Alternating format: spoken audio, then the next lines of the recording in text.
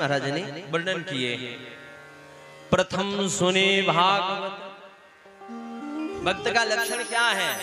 बोले भक्त का लक्षण यही है कि प्रथम भागवत सुने।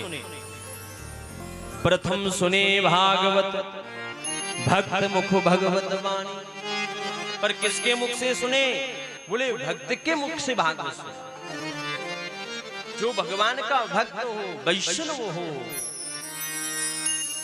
जो परंपरागत जिसने दीक्षा जीवन में ले रखी हो, जो किसी संप्रदाय से जुड़ा हुआ हो, ऐसे भक्त के मुख से भागवत की पावन कथा। भक्त का दूसरा लक्षण है द्वितीय आराधे भक्ति व्यास नव भाते बखान। दूसरा क्या करें? बोले जो वेद व्यास जी ने नवधा भक्ति का उपदेश किया है। 9 प्रकार की जो भक्ति होती है, पता है कौन कौन सी भक्ति होती है? मालूम है ना? श्रवणम कीर्तनम विष्णु स्मरणम पाद सेवनम अर्चनम वंदनम दास्यम सख्य आत्मनिवेदन।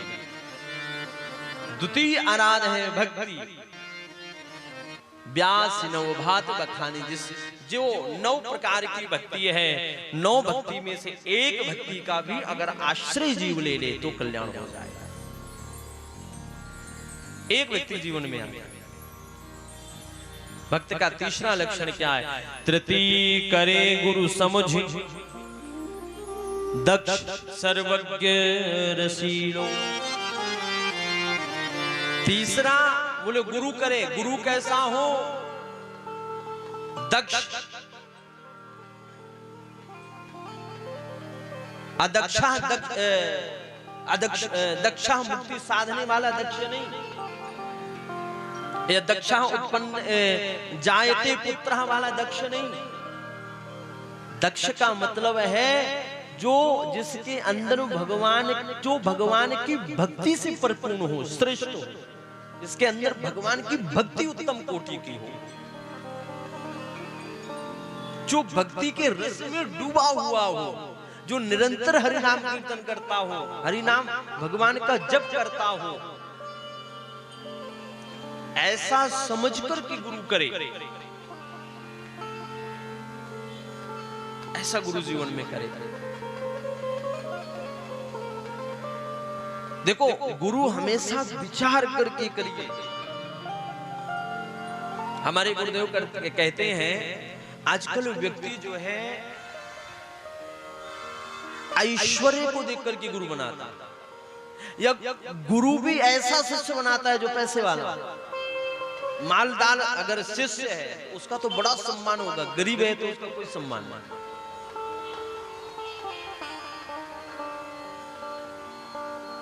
हमारे गुरुदेव कहते हैं कि कोई भी अगर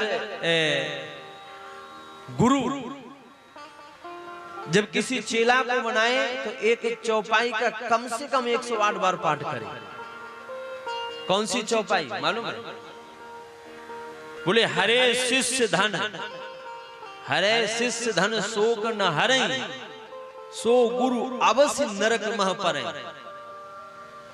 जो गुरु शिष्य के शोकों का तो हरण ना करे, गुरु शिष्य के धन का हरण करता है, ऐसा गुरु अवश्य ही नरकगामी होता।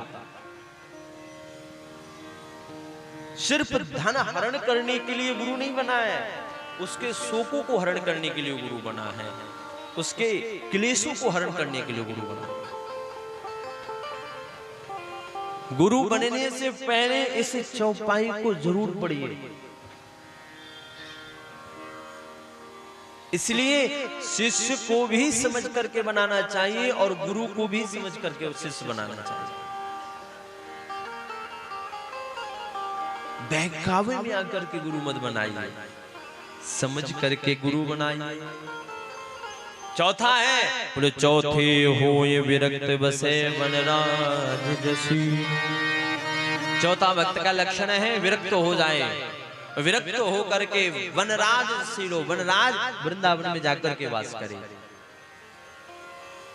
आजकल महाराज बड़ी विडंबना है, वृंदावन वास करने के उद्देश्य से भी लोग जाते हैं तो मालूम है क्या करते हैं? वहां भी बिजनेस शुरू कर देते हैं। हाँ बहुत से ऐसे लोग जाते हैं, फ्लैट लिया, इस फ्लैट को लिया, बढ़िया पैसा मिला बेच, दूसरा लिया, वहां बढ़िया पैसा मिला उसको बेच, वहां जाकर भी प्रॉपर्टी का काम शुरू कर देते। पैसे वाले लोग जाते हैं तो वहां भी अपना स्वार्थ से दिखते हैं। अरे बिजनेस के लिए संसार पड़ा है, दुनिया में बिजनेस करो, पर ऐसी पवित्र भूमि में जाकर के बिजनेस का उद्देश्य मत रखो। वृंदावन वास करो। वृंदावन का वास नहीं मिल रहा है, वृंदावन वास करने का भी फल मालूम है किसको मिलता है? अगर शरीर से वृंदावन में नहीं रह सकते हो तो उसको भी वृंदावन वासी कहेंगे, भले वो शरीर से दूर हो, पर जिसका मन वृंदावन में लगा है तो वह भी वृंदावन वासी, इसमें कोई संदेह नहीं। ब्रजवासी तीन तरह के हैं, एक जन्मगत ब्रजवासी है, एक शरीर से वास करे वो ब्रजवासी है, और एक बोले शरीर दूर रहे मन से अगर वृंदावन में है तो वह भी ब्रजवासी है। अगर उसके मन में वृंदावन बसा हो उसको भी वही फल प्राप्त होता है। इसके बाद पांचे भूले देह सुखी, छठे भावना रास की, साते पावे रीति रस, श्री स्वामी हरिदास की।